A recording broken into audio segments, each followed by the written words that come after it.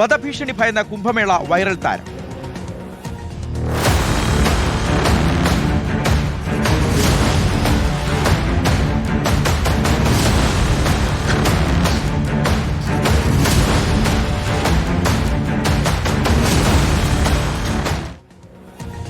Reporter exclusive വധഭീഷണിയുണ്ട് എന്ന് viral താരം Mona Lisa Bhosle.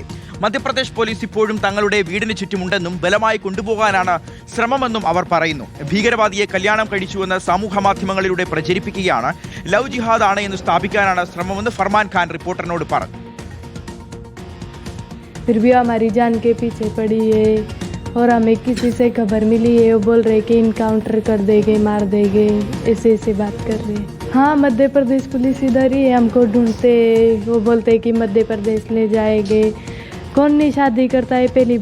पहली बार नहीं हुआ भारत में, बहुत सारे लोगों ने इसे शादी की है. शादी करने का इतना बड़ा गुनाह दे रहे हैं, इतनी बड़ी सजा. सर अभी तो मैं आपको बताऊं कि वे जो है मुझे अभी एक्यूज्ड बना रहे हैं. एक्यूज्ड नहीं, मैं विक्टिम हूँ. तो वो बिल्कुल झूठा केस है, फेक केस है. और हमें पता चला है कि वो इनकाउंटर करना चाहते हैं मेरा उधर ले जाके, और इसको भी मारना चाहते हैं. वो इसको मारने के बाद वो मेरे नाम लगाना चाहते हैं कि फरमान ने इसको मार दिया. ये देखो केरला स्टोरी होगी.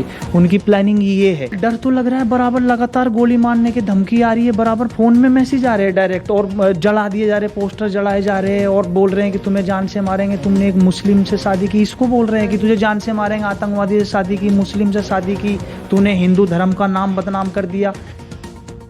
നിതിൻ സേവർ നമുക്കൊപ്പം ചേരുന്നുണ്ട്. നിതിൻ, അവർക്ക് മറ്റൊരു നിർവാഹവുമില്ല.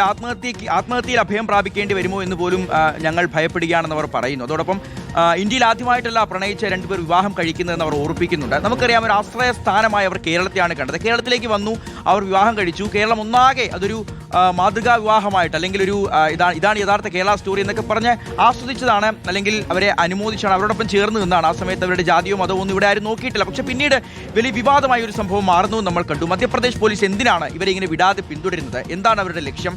ഈ ദമ്പതികളുടെ പരാതി എന്താണ്?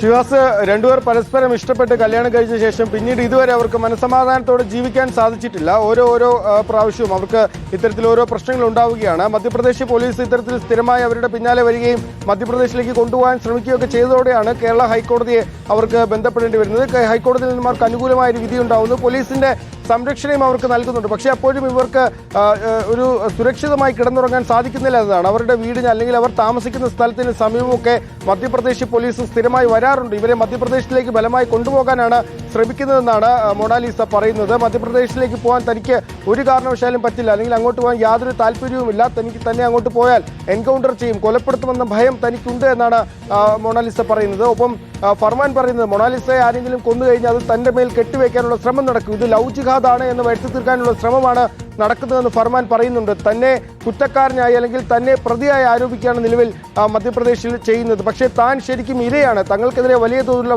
വധഭീഷണികൾ വരുന്നുണ്ട്. മധ്യപ്രദേശിൽ തങ്ങളുടെ ഫോട്ടോ ഉപയോഗിച്ച് അത് കത്തിച്ച് വലിയ പ്രചാരണങ്ങൾ നടക്കുന്നു. തങ്ങൾ ഭീകരവാദിയെയാണ് മൊണാലിസ വിവാഹം കഴിച്ചതെന്ന തരത്തിലുള്ള പ്രചാരണങ്ങൾ നടക്കുന്നു. അത്തരത്തിൽ തങ്ങളെ കൊല്ലണമെന്ന പ്രചാരണങ്ങൾ നടക്കുന്നു. വാട്സപ്പിൽ തങ്ങൾക്ക് വലിയ തോതിൽ വധഭീഷണി വരുന്നു എന്നാണ് ഫർമാൻ പറയുന്നത്. ഒപ്പം തന്നെ 2 കേസുകൾ നിലവിൽ അവർ മധ്യപ്രദേശിലെ കോടതികളിൽ നൽകിയിട്ടുണ്ട്. അത് രണ്ടും ഈ വ്യാജ സർട്ടിഫിക്കറ്റുകൾ ഉണ്ടാക്കിയതിനും നിലവിലെ സർട്ടിഫിക്കറ്റുകൾ നശിപ്പിച്ചതിനുമാണ്. അതായത് ഇവർ പറയുന്നതനുസരിച്ച് ഇവരുടെ പിതാവ് ഇവരുടെ വിവാഹ ദിവസവും കേരളത്തിലുണ്ടായിരുന്നു, ഇവരോടൊപ്പം ഉണ്ടായിരുന്നു. പിന്നീട് മധ്യപ്രദേശിൽ പോയതിനു ശേഷമാണ് ഈ മൊണാലിസയെ തട്ടിക്കൊണ്ടുപോയെന്ന തരത്തിലുള്ള പരാതി ഫർമാനെതിരെ നൽകുന്നതും പിന്നീട് മധ്യപ്രദേശ് പോലീസ് പോക്സോ അടക്കം ചുമത്തി കേസെടുക്കുന്നതും.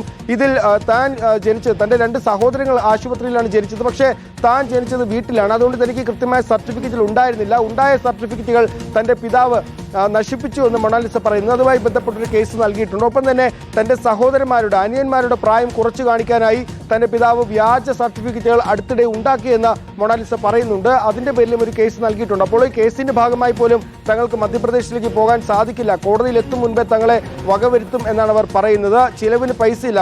മൊണാലിസയുടെ അക്കൗണ്ടിൽ ഉണ്ടായിരുന്ന പണം, അത് ഈ സിനിമയിൽ മറ്റും അഭിനയിച്ചും ഇവന്റുകളിലൊക്കെ പങ്കെടുത്ത് ലഭിച്ച പണമാണ്. ആ പണമൊക്കെ മൊണാലിസയുടെ പിതാവ് ATM കാർഡ് ഉപയോഗിച്ച് തട്ടിയെടുത്തു. കൊടുത്തു. തങ്ങളുടെ കയ്യിൽ ജീവിക്കാൻ പോലും പണമില്ല, കേരളത്തിൽ ജോലിക്ക് പോകാൻ പറ്റുന്നില്ല, ഭയന്നിട്ട് പുറത്തിറങ്ങാൻ പോലും പറ്റുന്നില്ല. അപ്പോൾ സുഹൃത്തുക്കളുടെയും അഭിഭാഷകരുടെയും ഒക്കെ മറ്റും കരുണയിലാണ്, അല്ലെങ്കിൽ അവർ നൽകുന്ന പണത്തിലാണ് നിലവിൽ ചിലവ് മുന്നോട്ട് പോകുന്നത്. അപ്പോൾ ജീവിക്കാൻ പോലും പണമില്ലാത്ത, ആത്മഹത്യയല്ലാതെ മറ്റൊന്നും ചെയ്യാൻ സാധിക്കാത്തൊരവസ്ഥയിലാണ് നിലവിലുള്ളത് എന്നാണ് അവർ പറയുന്നത്. ഏതായാലും വലിയ പ്രതിസന്ധിയിലാണ് ഇരുവരും ഉള്ളത്. പ്രത്യേകിച്ച് ദമ്പതികൾ തുറന്നു പറയുകയാണ്, ഹൈക്കോടതി ഇടപെട്ടിട്ടും കേരള പോലീസ് സംരക്ഷണം നൽകിയിട്ടും കേരള സർക്കാരും കേരളത്തിലെ എല്ലാ ജനങ്ങളും അവരോടൊപ്പം നിന്നിട്ടും മധ്യപ്രദേശ് സർക്കാരും മധ്യപ്രദേശ് പോലീസും അവരെ സമാധാനത്തോടു കൂടി ജീവിക്കാൻ അനുവദിക്കുന്നില്ല എന്നുള്ളത് ഞെട്ടലുണ്ടാക്കുന്ന കാര്യമാണ്.